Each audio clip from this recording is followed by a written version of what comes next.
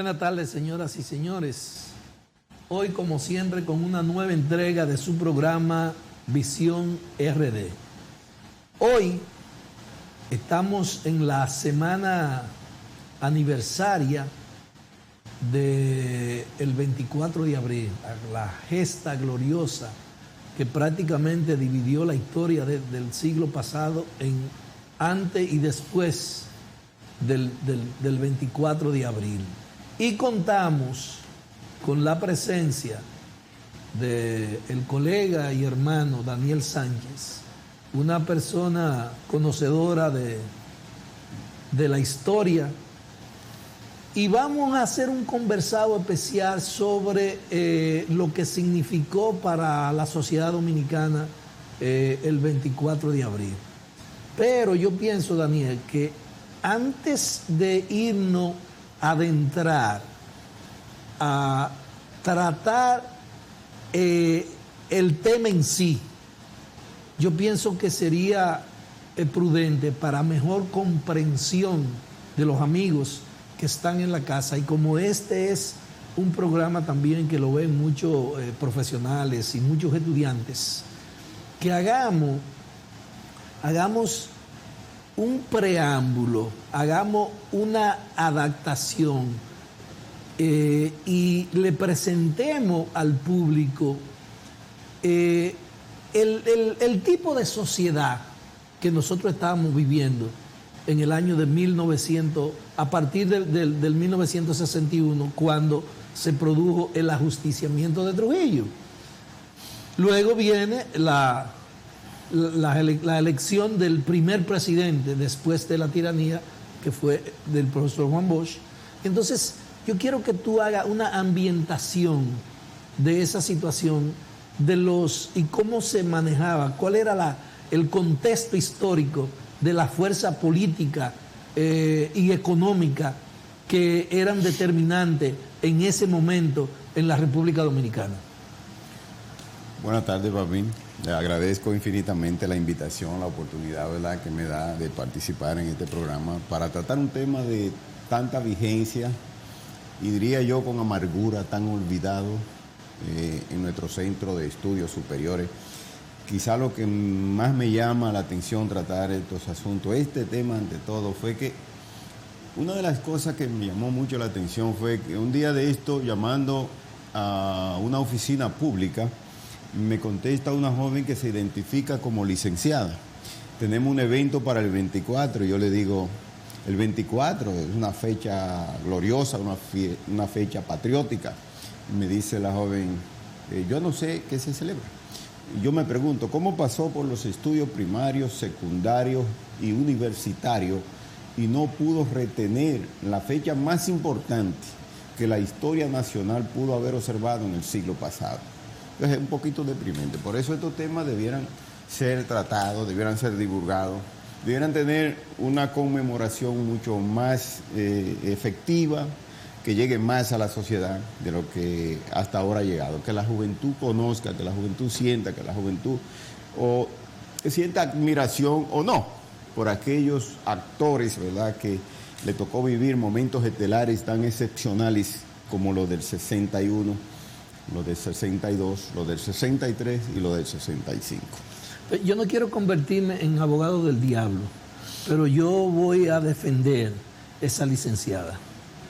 Primero, porque ella no es la excepción, ella es la regla. Esa es la gran verdad. Y segundo, porque hay un interés en la República Dominicana de la clase dominante para que los jóvenes, la sociedad en su conjunto, no conozca su historia. Sí. Por eso es que estas fechas se tratan con tanta timidez, con tanta frialdad, e incluso los propios medios de comunicación no se hacen eco. Se hacen eco de cualquier chisme que sucede en un barrio, pero de ese tipo de cosas aquí no se habla. Y en la escuela dominicana, la enseñanza de la historia está ausente. Yo pienso que la sociedad debe hacer un equilibrio. Nosotros, para nuestra querida María Altagracia, la Virgen de Altagracia, tenemos una fiesta, ¿verdad?, el 21 de enero, y luego la Mercedes, que es para la misma Virgen, ¿verdad? Así pues debemos tener una fecha para estos eventos, para que la juventud pueda escuchar, pueda ver, pueda relacionarse con estos eventos tan importantes que marcaron el antes y el después. Y lo que somos hoy se debe a lo que fuimos ayer. Yo creo que tú decías algo importante con relación al preámbulo necesario para entender lo que fue la gesta de abril. El pueblo dominicano estaba deseoso de vivir un estado de libertad, lo cual había sido conculcado por la tiranía de Trujillo durante 30 años.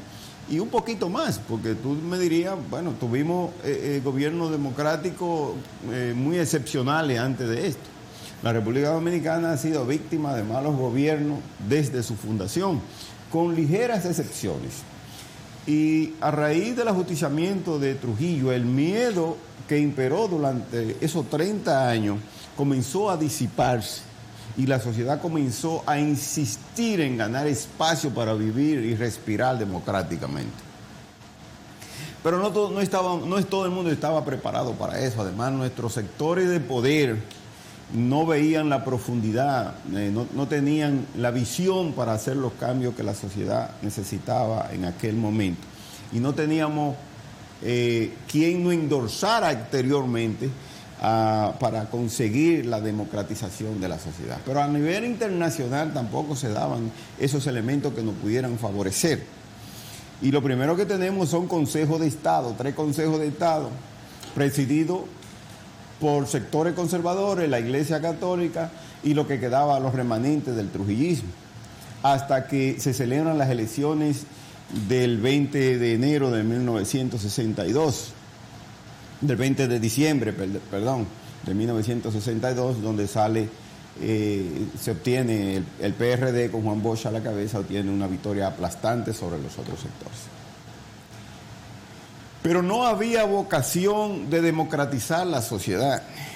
Y eso se vislumbró no solamente en los sectores que apoyaron la tiranía por 30 años, sino en la Unión Cívica Nacional, que pudo haber luchado contra la tiranía, pero que no asimilaba que la sociedad para entonces tenía ansiedad de vivir un Estado democrático.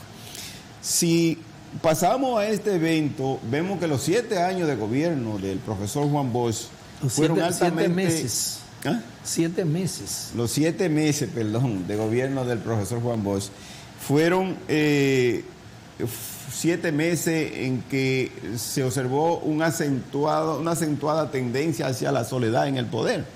Los sectores de la vida nacional no brindaron el apoyo necesario para que este gobierno se consolidara. Y lamentablemente un sector que incide tanto en la vida nacional como es la Iglesia Católica se confabuló con lo peor de la sociedad para promover el golpe de Estado contra el gobierno del profesor Juan Bosch y más aún para promover la asunción de un triunvirato que sumió el país en el caos. Las causas que provinieron posteriormente a esto y que motivaron la posterior revuelta de abril, en proporciones diferentes, en condiciones diferentes, la sociedad dominicana aún no la ha superado. Están ahí, son la misma causa: la corrupción, la permisividad, el manejo antojadizo del poder y la falta de democratización institucional. Obviamente que en aquel momento era mucho más acentuado. Hoy nosotros dirimimos nuestra diferencia de esta manera. Para los años 60 la diferencia se pensaba mucho todavía en el levantamiento armado y en las armas para dirimir las diferencias que los distintos grupos tenían en el poder. Y quizá por eso, sectores que después se arrepintieron, promovieron el golpe de Estado en contra de Juan Bosch. La puñalada mortal que le dimos a la sociedad dominicana y que faltan mea culpa todavía para aquellos sectores que promovieron un hecho tan deprimente en la vida nacional. Porque ese hecho nos trajo muchos años de amargura y una guerra civil. Pero además de una guerra civil, 12 años de dictadura ilustrada que la encabezó el doctor Joaquín Balaguer.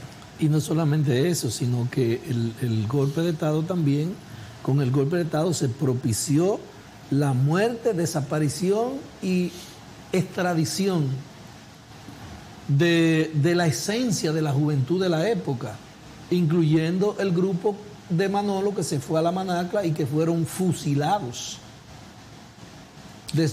solicitando, pidiendo el regreso de Bosch. El golpe de Estado de Juan Bosch fue tan cuestionado que un sector del Pentágono norteamericano lo objetó y desconocieron al triunvirato por un tiempo. Recuerda que la victoria del Estado frente a la guerrilla de Manolo es la que permite que entonces el Departamento de Estado vuelva a renovar su ayuda al gobierno nacional por un estado de emergencia. Es decir, como decía Kennedy, entre esto y aquello, pues nosotros lo que endorsan nuestra política exterior, es decir, la política norteamericana, esas son la gente que vamos a apoyar. No vamos a importar quién sea. Como decían sobre Somoza en Nicaragua, el problema él era es el un miedo. hijo de, pero es nuestro hijo de.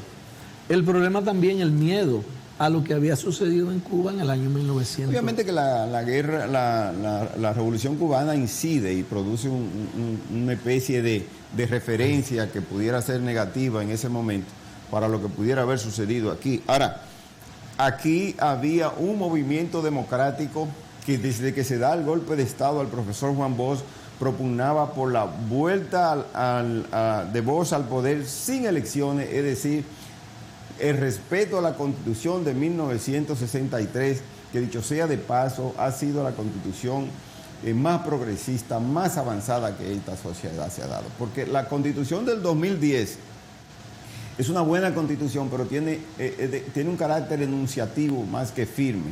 Aquella Constitución es la excepción de las constituciones que el Estado dominicano, que la sociedad dominicana se ha dado. Y garantizaba ante todo la vida democrática. Hay una expresión de Juan Bosch que sería bueno recordar. Juan Bosch en su discurso de toma de posesión dijo algo a los presidentes latinoamericanos que visitaban el país. Le dijo, mientras yo sea presidente en la República Dominicana, no perecerá la democracia. Y él entiendo que cumplió con su palabra. Yo nunca fui un bochista, no lo he sido nunca, pero sí entiendo que la figura de Juan Bosch tiene una parte, un capítulo muy especial en la historia dominicana y que asumió en momentos, incluyendo la Guerra de Abril, a pesar de sus errores en la misma Guerra de Abril, una postura que vale aplaudir. Ese golpe de Estado entonces nos trajo un triunvirato que en muy poco tiempo, de 3 pasó a 1 con el gobierno de Donald Rick Cabral, que era el gobierno endorsado por los Estados Unidos. Los Estados Unidos sentían orgullo de tener a un hombre en el poder como Donald Rick Cabral y le brindaron todo el asesoramiento, toda la ayuda. Sin embargo, la sociedad seguía soñando con un espacio más democrático, porque había persecución entonces, había encarcelamiento, había deportación de dominicanos, había exilio y encarcelamiento. Entonces, se comienza a preparar, se comienza a gestar lo que fue el desplazamiento del triunvirato del poder. Y aquí le decía yo a mi amigo Papín que me da por comparar este hecho con el de la independencia. En la independencia nacional habían 2 sectores. Uno encabezado por los sectores conservadores, ¿verdad? Llámese Pedro Santana y otros, como Tomás Bobadilla y otros, que Pedro Santana, Tomás Bobadilla, Báez, ¿verdad? Que aspiraban al poder para inmediatamente entregar el país a una potencia extranjera, llámese España, llámese Francia, ante todos los afrancesados, que era lo que mayor fuerza tenía. En la Guerra de Abril se da, en el momento histórico 64-65 se da algo parecido.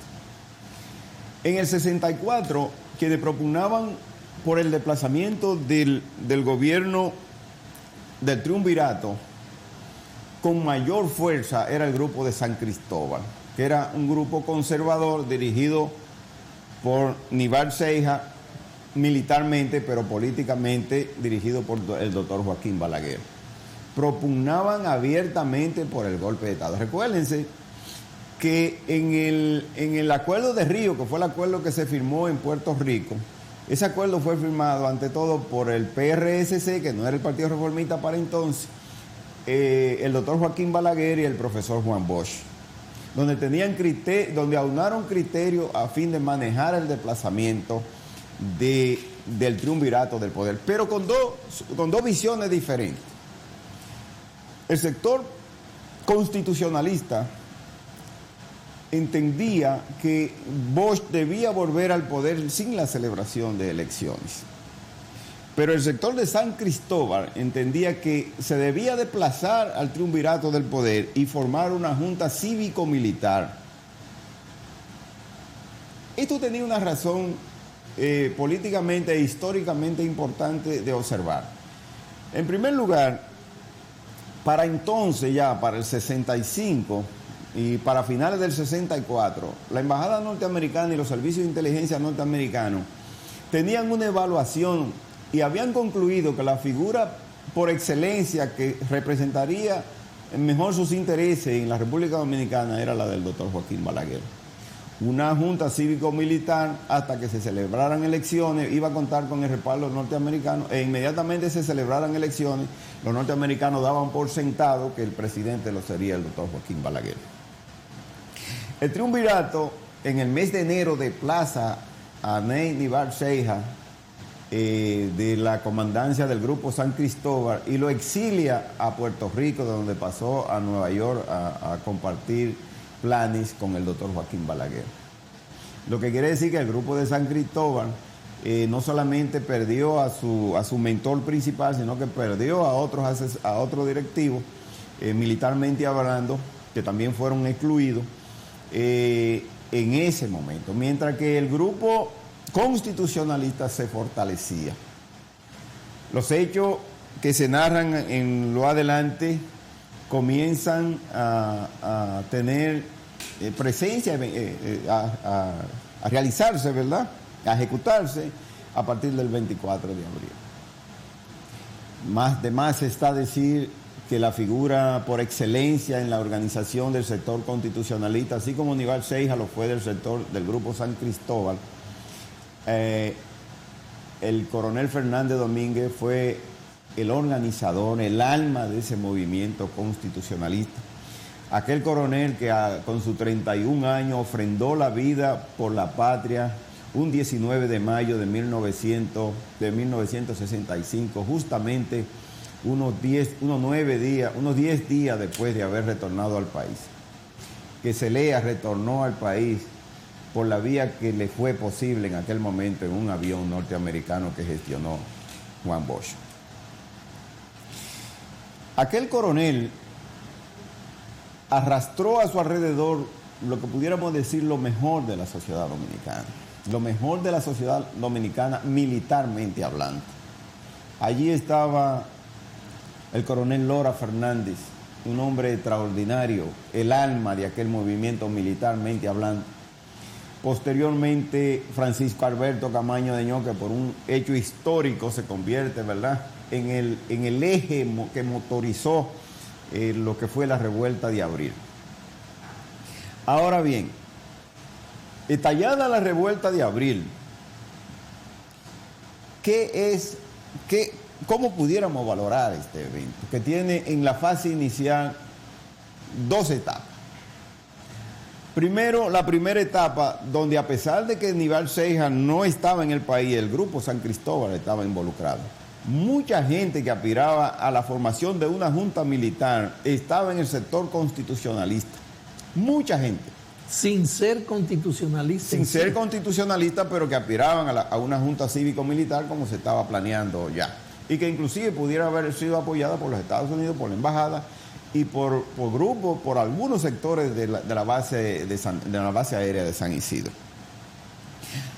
Esta guerra que comienza, esta sublevación que comienza por el desplazamiento, propugnando por el desplazamiento del poder de Henry Cabral y el triunvirato, como se le llamó a ese gobierno, ya no era triunvirato para entonces, comenzó como una guerra civil. Pero los norteamericanos, que desde hace tiempo venían sospechando, diría, y tratando de intervenir de manera militar en el quehacer de la vida dominicana, y que lo venían haciendo, ¿verdad?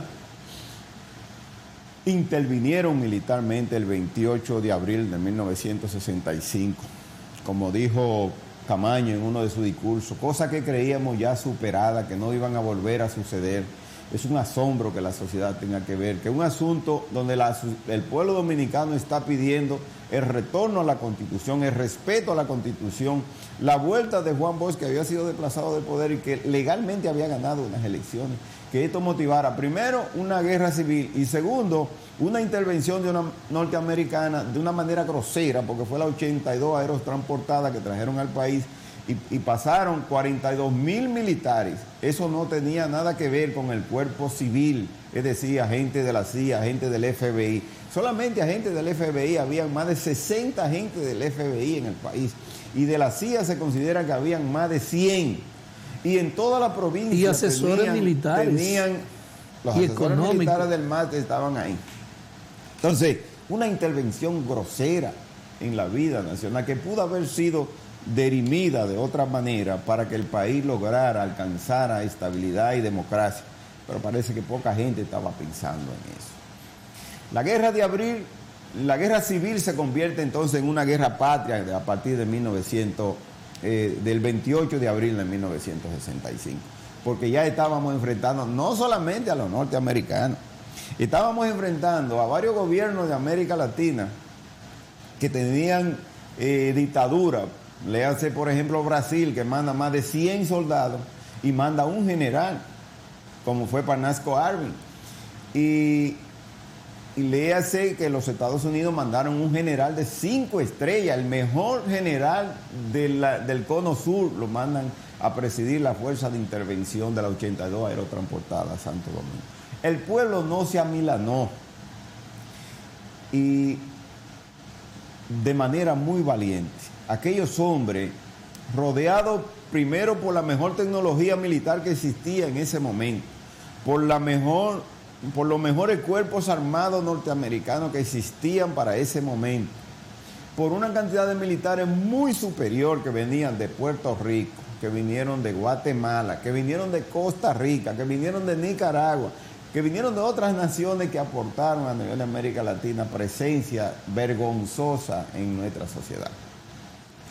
Pero el pueblo dominicano dio la batalla y eso debe servirnos de orgullo, pero debiéramos promover que la sociedad, nuestros jóvenes conozcan a los actores principales que no pueden ignorar, que no se puede ignorar en los hogares dominicanos, la presencia de un Francisco Alberto Camaño de Ño, la presencia de un Rafael Fernández Domínguez, la presencia de un Lora Fernández, aquel hombre que en un breve discurso dijo que a pesar de la intervención numérica, la patria se agiganta, ¿verdad? Y nosotros, decía, le devolveremos inmaculado su escudo a la nación. Es el compromiso que tenemos, es decir, defender lo que los militares deben defender, que es la soberanía nacional. Aquellos no vencieron, pero no pudieron ser vencidos. Pero se proyectaron y se proyectarán en la historia para siempre como los hombres que defendieron la soberanía nacional. Y los que pelearon al lado de los interventores seguirán siendo la vergüenza nacional. No me cabe la menor duda que la historia ya lo ha juzgado y lo ha ubicado donde deben ubicarse. Los hombres que al momento de defender la nación no lo hacen son traidores. Daniel, sería bueno, porque hay acontecimientos, hay hechos que para los jóvenes de hoy, para las nuevas generaciones, pueden hacerse incomprensibles. Por ejemplo, nosotros salimos de la dictadura más crueles en el año de 1961, cuando mataron a Trujillo, que no quiere decir que terminara el trujillismo, sino que pasó a jugar un nuevo rol en la sociedad. ¿cómo tú percibes que del 61 al 65 los niveles de organización del pueblo dominicano crecieran a niveles tales que cuando se produce el 25 de abril de 1965, el estallido de la Revolución de Abril, hay una respuesta de todos los sectores, porque no solamente fue un movimiento que incluyó a los militares, sino que incluyó los diferentes sectores de la sociedad. Por ejemplo, la participación de los estudiantes fue vital. Los estudiantes universitarios y los estudiantes secundarios. Y recuérdate que para esa fecha del año 1965 ya existía en la Universidad Autónoma de Santo Domingo los diferentes grupos estudiantiles que estaban regenteados por diferentes movimientos y partidos. Por ejemplo, estaba el FELABER, estaba la UNED, estaba Fragua, que dependían, uno del MPD, otro del 14 de junio, otro dependían del Partido Socialista Popular y del PRD en esa época. Entonces, ¿qué explicación tú le das al hecho de que un pueblo que sale de una dictadura como la de Trujillo, en apenas 4 años y medio, tiene niveles de organización en los diferentes sectores, los trabajadores, los sindicatos, los maestros, que pueden dar respuesta, porque ese fue el sostén del grupo de militares, que tú recuerdas que la gente se tiró a la calle, y se tiró a la calle a pelear con machete, con palo, con piedra, y le ponían espejito a los aviones en los techos de la casa para que no pudieran bombardear. Es decir, la participación de la gente del pueblo en esa revuelta de abril de 1965. El pueblo dominicano siempre ha tenido una juventud de mucha gallardía, y yo espero que eso no se haya perdido. Lo que yo entiendo es que se debe invertir en nuestra juventud para que no se nos robe la memoria histórica. Y digo esto porque, a pesar de lo férrea que fue la dictadura de Trujillo, la juventud dominicana siempre estuvo tratando de organizarse, y lo hizo y se manifestó. Fue reprimida porque la dictadura era férrea y tenía un poder absoluto sobre la sociedad dominicana.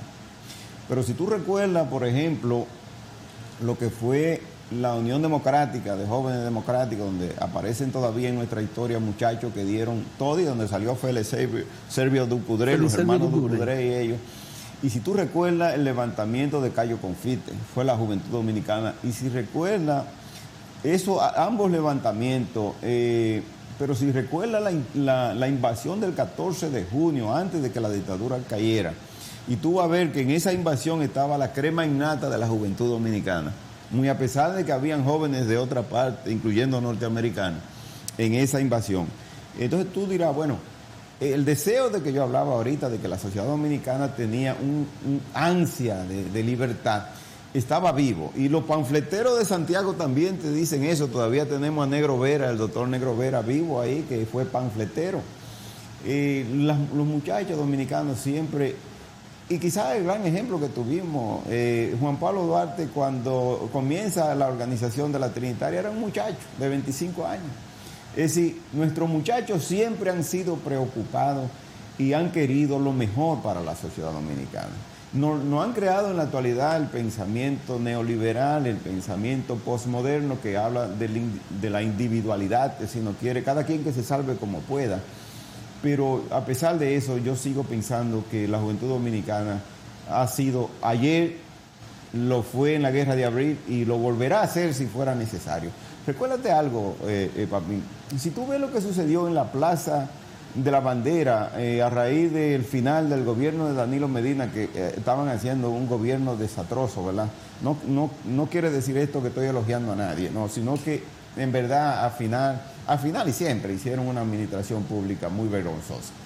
Si tú ves cómo los muchachos fueron y son los que empujan realmente a que se produzcan cambios necesarios y esenciales y perentorios para ese momento histórico que la nación está viviendo. Todavía tú puedes decir que la juventud siempre ha estado presente en los grandes eventos y está preparada para estar presente todavía. Ahora bien, aquel deseo enorme de libertad que tenía la sociedad dominicana en su conjunto fue asimilado ante todo por la juventud dominicana, que se organiza donde lo mejor de ella lo pudo dar. Las muchachas participaban abiertamente, pero muchachas de 15, 16, 17 años ya estaban organizadas en partidos políticos, y los muchachos ni se diga, y los muchachos de las escuelas, inclusive cursillitas de cristiandad, ya estaban organizados, tratando de dar lo mejor de ellos para la sociedad. Y es por esto que tú ves que en la Guerra de Abril la participación masiva de muchachos, ¿verdad?, dirigidos por organizaciones políticas, es tan significativa. Ahorita se quedó por decir, Papín, que cuando los constitucionalistas o aquellos sectores que propugnaban por el desplazamiento del poder del triunvirato llegan a la zona colonial, después del bombardeo del Palacio Nacional del 25 y el 26, y comienza un reciclaje de ese movimiento. ¿Por qué un reciclaje? Porque la gente que estaban allí ya estaban segura y consciente de que querían la vuelta a la constitucionalidad, es decir, que vuelva Juan Bosch al poder sin elecciones.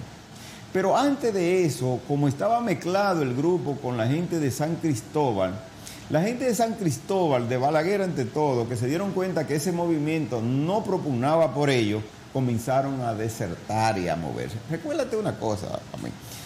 Al día siguiente, es decir, el 25 de diciembre, el presidente del Partido Reformista, Augusto Lora, se comunica con San Isidro y endorsa los bombardeos al Palacio Nacional y a Radio Santo Domingo, que estaban en manos de los constitucionalistas. Es decir, ya ellos sabían que ese movimiento no lo iba a endorsar a ellos. Pero hay un evento que no porque el movimiento tenía un solo eslogan: el regreso de Juan Bosch en elecciones. Es el eslogan público, pero no te olvides que mucha gente visitó a los constitucionalistas el 24 y el 25 porque estaban propugnando. Inclusive Benoit viene al Palacio y se reúne con los constitucionalistas, incluyendo a Camaño, para ver quiénes iban a formar parte de la Junta Cívico-Militar, porque había un sector que entendía que lo que iba a haber era una Junta Cívico-Militar. A los norteamericanos nunca les interesó, y creo que se lo lamentaron al final. Porque cuando se va a la embajada y que allí estuvo un hombre que era anónimo para entonces, que el único recuerdo y el único conocimiento de él que la sociedad dominicana tenía era que había presidido los Cacos Blancos, un cuerpo represivo de la policía.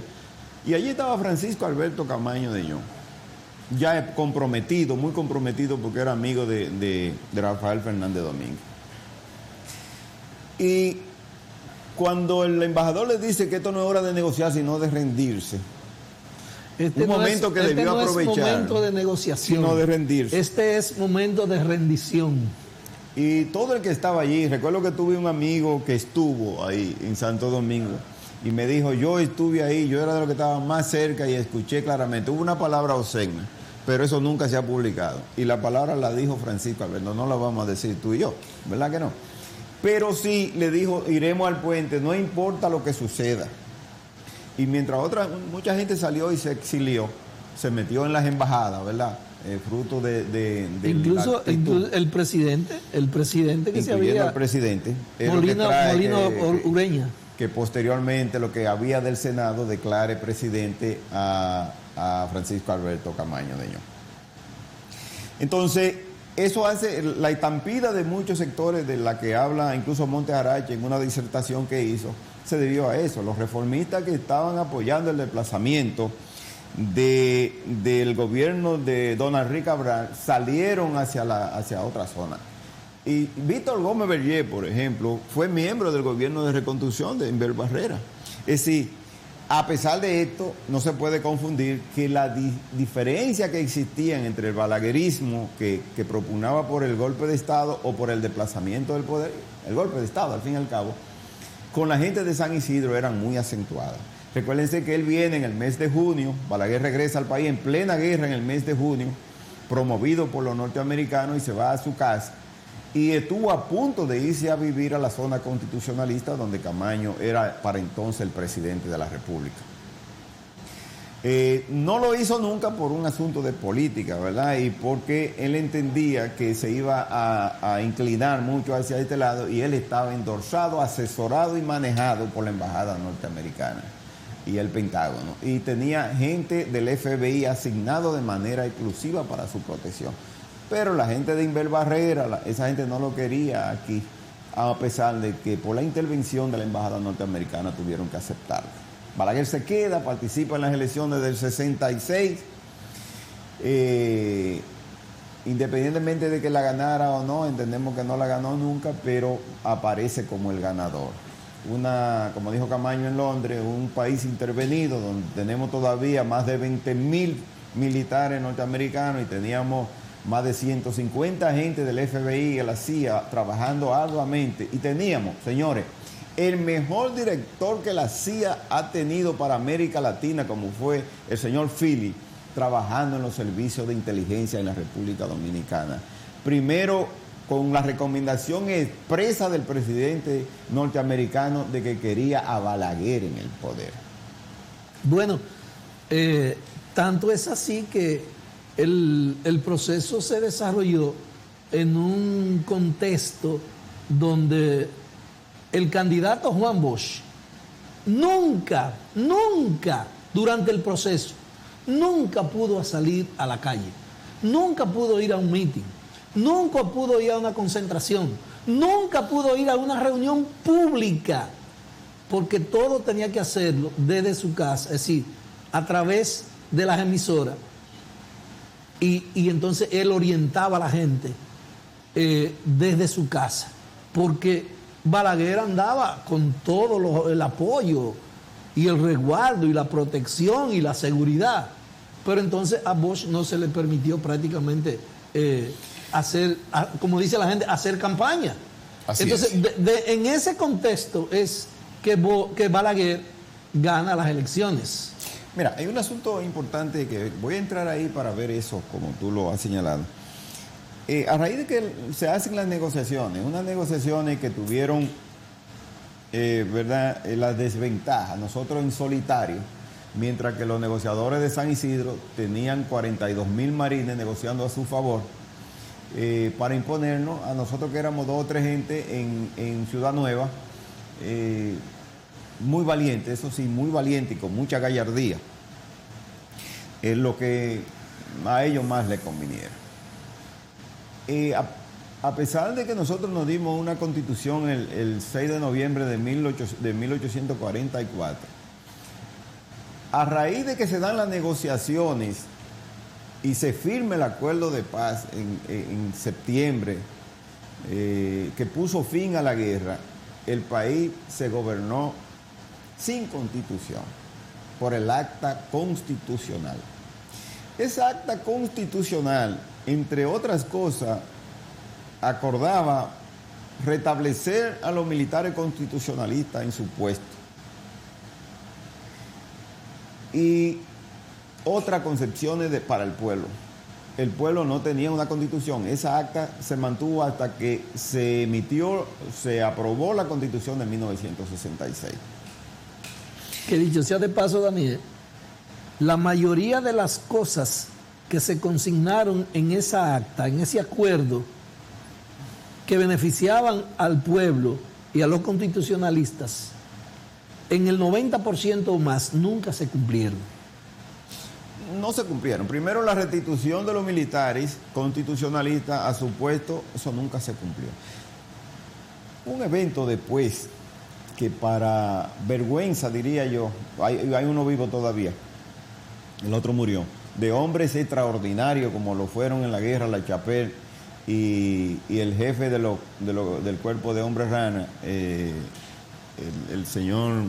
coronel bueno, el jefe de Hombres Rana, no recuerdo ahora cómo le llamaba, cuando Camaño llega al país en febrero del 73, asumieron puestos públicos militares a favor de Balaguer. Quizá la única reinserción que hubo real de militares fue de ellos y de algunos, muy contados, en momentos excepcionales, del grupo de Wessing. Wessing fue después en el gobierno de Balaguer, después del año 86, fue que volvió y volvió como secretario, pero volvió por un asunto con Salvador Jorge Blanco, que ese sería leña de otro paquete. Pero no se cumplió con el acta institucional para la parte que beneficiara al sector que representó la gallardía nacional, que fueron los constitucionalistas. Los que defendieron la patria en el 65 fueron ignorados y se impuso y se acogió lo que se aprobó, pero a favor de los sectores, que al fin y al cabo fueron impuestos. Pero yo no sé lo que pensarán mucha gente que uno lo escucha hablar sobre los 12 años de Balaguer. Nos impusieron 12 años a sangre y fuego. Y tú y yo vivimos las persecuciones de eso. Pero nos impusieron 12 años a sangre y fuego sin necesidad. Usted me dirá que terminábamos de una guerra y es verdad que la situación era difícil, pero había suficiente poder, tecnología, cuerpo especializado para manejar las cosas de otra manera. Se optó por reprimir, se optó por matar, se optó por exiliar.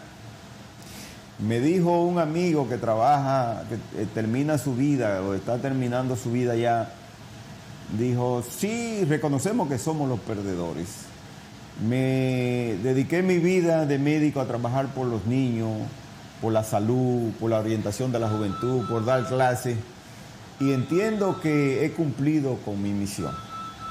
Nosotros eso es lo que entendemos, que como buenos ciudadanos que aspiramos ser y que queremos ser y que luchamos por ser, tenemos que seguir insistiendo en que aquellos hombres y mujeres nos dejaron un legado de honor y nosotros no podemos ignorarlo, sino imitarlo. Mira, hay en la misma dirección que tú estableces, hay una situación que la historia, y no la historia dominicana, sino la historia universal, se ha encargado de poner a cada quien en su lugar. No solamente los traidores en la República Dominicana han pasado sin pena ni gloria, y siempre la historia lo ha señalado. Vivo y después de muerto, la historia lo ha seguido señalando como traidores y como personas que siempre tuvieron en contra de los mejores intereses del país. Por eso es bueno que la gente no olvide quién es Wessing y Wessing hoy en la República Dominicana. Wessing, ¿quién es? Lo primero que Wessing... ¿Quién es Pérez y Pérez? Sí. ¿Quién es Bochán Javier? Vamos a hablar de esas tres figuras algo breve, como estamos hablando de la Guerra de Abril y de lo que salió de ahí, ¿verdad? Wessing era el comandante del CEFA, era el Centro de Enseñanza de la Fuerza Armada que estaba en San Isidro. Era un cuerpo, decían, ni los mismos norteamericanos le tenían mucha confianza porque militarmente no era el hombre. Un devoto del catolicismo, muy amigo del Áutico García, aquel cura que acusó a Juan Bosch de comunista. No podemos olvidar que la invasión norteamericana fue justificada diciendo que los comunistas se alzarían con el poder. Y aquí voy a coincidir con Mato, el general Mato, cuando dijo que los comunistas estaban presentes. Sí, los comunistas estaban presentes, porque estaban los católicos, estaban los homosexuales, estaban las prostitutas, estaban los militares constitucionales, estaban los políticos, estaban los curas. Todo el mundo participó. Los comunistas no se iban a echar a un lado, participaron también y hay que aplaudirlo porque participaron endorsando lo mejor de ese momento. Ese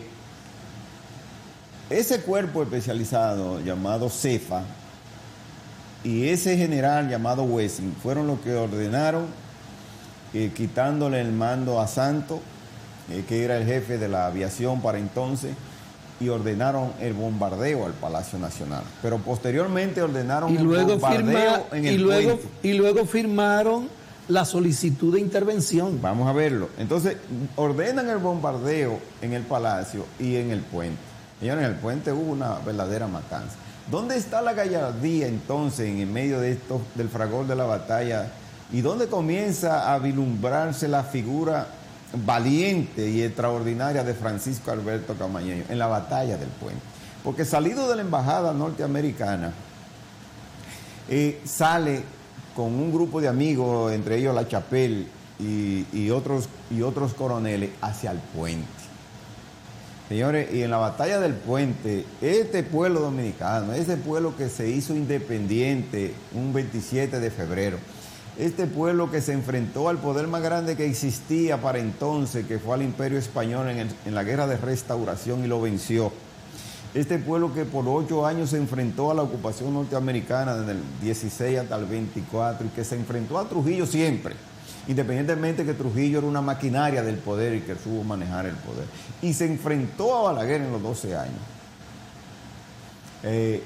Hizo acto de presencia de manera extraordinaria. Entonces, los eventos que tienen que ver con estos militares son altamente desconcertantes. Y la historia ubica a estos actores en un lugar muy especial, en el zafacón del olvido. Son tristemente recordados. Los que participaron al lado de los invasores son tristemente recordados. Obviamente que en los 12 años manejaron a su antojo la política militar del Estado Dominicano, reprimieron a todo el que pensaba en libertad, y si seguía pensando y te reprimían, tú terminabas en la tumba fría. Ese es el lugar para los traidores y el olvido. Y yo pienso que un hombre como Francisco Alberto, Rafael Fernández, Rafael Fernández Domínguez, Lora Fernández, el capitán, aquel que hizo preso al secretario Peña Taveras, esos hombres siempre la historia le va a tener un lugar relevante, y nosotros le vamos a tener la admiración y el respeto. Y donde usted habla de Abril, ya no puede ignorar ni a Francisco ni a Rafael, porque fueron figuras espartanas que en ese momento dieron lo mejor de sí y demostraron de que no es verdad que los militares no pueden pensar en endorsar la democracia, sino que ellos pueden servir de sostén y promoverla. Y estos militares constitucionalistas promovieron la democracia y dejaron un legado a la posteridad de que no es verdad que ellos deben abstraerse y abstenerse, sino que cuando son conculcados estos derechos de la sociedad, los militares, la sociedad tiene que crear cuerpo común, como ese cuerpo común que se atrincheró en la zona constitucionalista para defender los mejores intereses del país. Daniel, se nos está terminando el tiempo, pero hay un elemento que yo quiero resaltar. Tú hablabas ahorita de los 12 años fatídicos de Balaguer, de 1966 a 1978. Y hablaba de los niveles de represión. Es bueno que los jóvenes de hoy, las nuevas generaciones, entiendan que nosotros, para ir a la escuela, teníamos que esconder la camisa de caqui.